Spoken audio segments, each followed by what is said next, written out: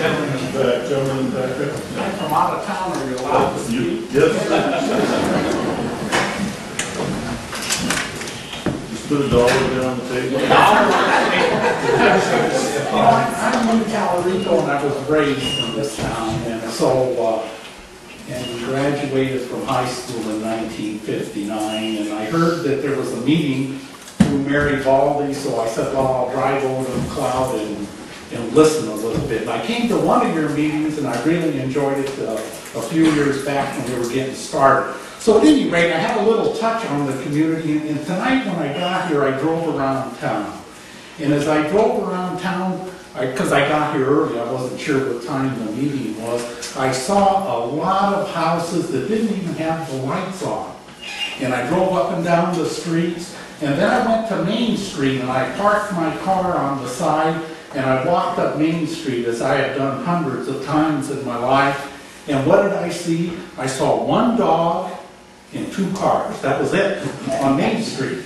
Now, you're trying to, and I'll just give you an outsider's perspective, you're trying to come up with a vision for the community, and the sense I get is you're making a bigger job of it than it really is. And I've done a lot of work with some bigger companies, and I worked with a consultant from Intel, and this was at Sandia National Labs where we had it as a consultant. And the way they would move their big projects forward is come up with a vision paper. Now, how long is the vision paper? It's a page and a half. So as a community, what I would do is encourage you to put your energies into a piece of paper that's no more than a page and a half long that sets the direction for where you're going to go. And if it's water, let it be water. If it's not water, well, let it not be water. But I think rather than talking in circles over and over again, is to set that vision statement. Write things down, make it clear and present it to people.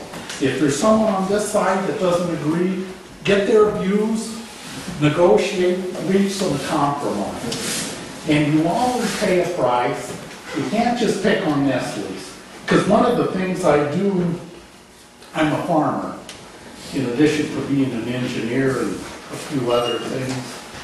And when I sit in my backyard, I have an almond orchard. And there's water coming down that orchard. And I raise nuts. And you guys eat those nuts.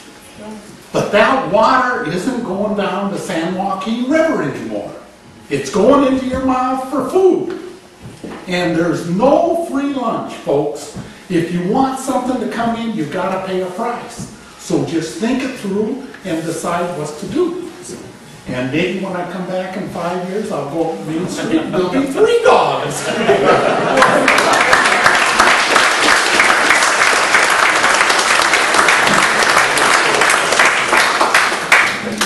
Any other comments?